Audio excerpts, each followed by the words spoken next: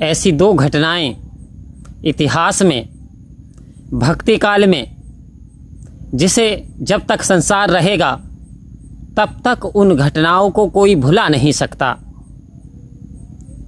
राजा सगर के 10,000 पुत्र, जिन्हें अभिमान हो गया कि संसार में हमसे शक्तिशाली कोई नहीं है, जिसे चाहते थे परास्त कर देते थे, जिस पे चाहते थे अत्याचार करते थे, क्योंकि ताकत के बल में उनकी बुद्धि नष्ट हो गई थी। उन्हें अहंकार का इतना लेप चढ़ गया कि वास्तविक स्थिति को वो समझने में असफल रहे। एक बार घोड़े की तलाश करते करते और आप कपिल मुनि के आश्रम में पहुंच गए। देखा तो एक तपेश्वर परमात्मा के ध्यान में मगन बैठा हुआ है, परमात्मा की याद में है, परमात्मा में लीन है, परमात्मा के एहसास में है।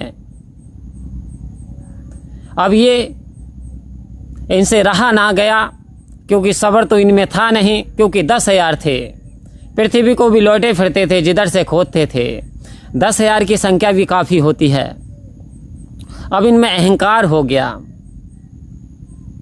इन्होंने बात जिस प्रकार से संत से की जानी चाहिए थी ऐसी बात नहीं की, बल्कि अभद्र व्यवहार किया।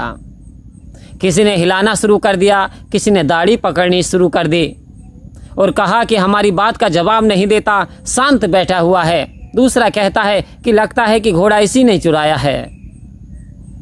इस प्रकार का व्यवहार काफ़ी जब करते रहे और जब पानी हद से ज़्यादा ऊपर गुजर गया, जब विघन देख कर, भक्ति में विघन होता हुआ देख, तपस्या को खंडित होता हुआ देख, जब ऋषि मुनि को क्रोध आया उनके दुष्टता पर, तो राजा सागर के 10,000 पुत्रों को चना अमृत, जो कि सत्य का, परमात्मा का नाम लेकर के उनको भस्म कर दिया और वो राख बन गए, वो अस्थियों में तब्दील हो गए। तो कौन सी शक्ति ने काम किया कि राजा 10,000 के पुत्र और एक ऋषि महात्मा के तप के सामने टिक ना सके? आओ संत महात्माओं, ये है सत्संग की शक्ति, ये सत्य की शक्ति, जिसने सत्य को अपने अंदर समाहित कर लिया, जो स्वयं सत्य में ढल गया, जो असत्य से बच गया, तो वास्तव में उसके सामने संसारी शक्तियाँ क्षीण हो जाती हैं। अब वो जो चाहे वो कर सकता है, लेकिन वो ऐसा कुछ भी नहीं करता जो प्रकृति के खिलाफ हो।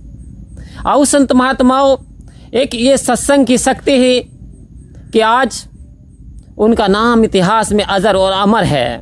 बड़े सम्मान के साथ उनका नाम लिया जाता है, संतों की श्रेणी में आते हैं।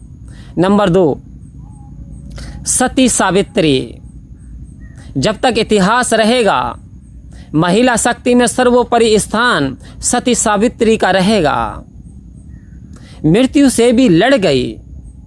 एक बार सत्यवान लकड़ी काट रहे थे, लकड़ी काटते काटते उन्हें चक्कर सा आया, और ये बात भी पहले ही बता चुके थे, और ये बात सावित्री को भी पता थी। इतने दिन बाद तेरा पति जीवित नहीं रहेगा, इसलिए तू उससे शादी क्यों करना चाहती है? सारी घटनाक्रम जानते हुए भी सावित्री ने सत्यवान से विवाह किया, और जब वो दिन आया, जब मृत्यु का दिन आया, तो साथ नहीं छोड़ा, साथ में ही रही। और जब यमराज प्राण निकाल करके वो जा रहे थे, तो सत्य की वो ताकत, सत्य की वो शक्ति कि यमराज उसे दिखना शुरू हो गए, और उसने यमराज का अनुसरण करना शुरू कर दिया, यानी पीछे पीछे चलना शुरू कर दिया। वो कहते, बेटी कोई जीवित वहाँ नहीं जाता, तेरे पति की जो आयु है वो पूरी हो गई है, इसलिए मैं इसे ले करके जाऊँगा। बोले ठीक है, आप ले जाना, लेकिन साथ में मुझे भी ले करके चलना। बोले ऐसा क्यों करती है? कह रहे मेरे पति हैं, मैं सत्यवंती नारी हूँ, मैं पति के साथ ही सती होना चाहती हूँ। बोले ऐसा मत कर, हमारा पीछा छोड़, मैं तुझे वरदान देता हूँ, तू वरदान मांग ले। कह रहे सौभाग्य, बोले वरदान ऐसे नहीं मांगने, वरदान पे पहले वचन दीजिए। यमराज ने वचन दिए, यानी वचन ऐसे नहीं जो टाले जाते हैं। कह रहे हैं कि नंबर 1 मेरे जो सास ससुर हैं और वो जो अंधे हैं वो बिल्कुल सही हो जाएं। नंबर 2 मैं सौभाग्यवती हो जाऊं। नंबर 3 मैं पुत्रवती हो जाऊं। आओ संत महात्माओं, कह रहे तथास्तु। जल्दबाजी में यमराज भी ये बात भूल गए कि आखिर मैंने क्या क्या कह दिया। और फिर भी वरदान देने के बाद भी आश्चर्य तो जब हुआ जब सती सावित्री उनके पीछे पीछे चलती ही रही। यमराज ने देखा मैंने तुझे वरदान भी दे दिए, और क्रोध में आन करके बोले तू मुझे जानती नहीं है। बोले महाराज मैं जानती हूँ, लेकिन अपने वचनों पर जरा ध्यान तो दीजिए। बोले क्या? आपने किया था कि मैं पुत्रवती हो जाऊं। जब आप मेरे पति को ही लेकर के जा रहे हैं तो मैं पुत्रवती कैसे हो सकती हूँ? मैं सौभाग्यशाली कैसे हो सकती हूँ जिसका पति स्वयं लाइफलेस पड़ा है? आओ संत महात्माओं, ये सत्य की ताकत थी कि यमराज को भी प्राण वापस करने पड़े। ये ऐसी घटना है जो बार बार दोहराई नहीं जाती। यमराज को वापस करना पड़ा, सत्यवान को जिंदा करना पड़ा। तो सत्य की ताकत में बहुत असीम शक्ति होती है।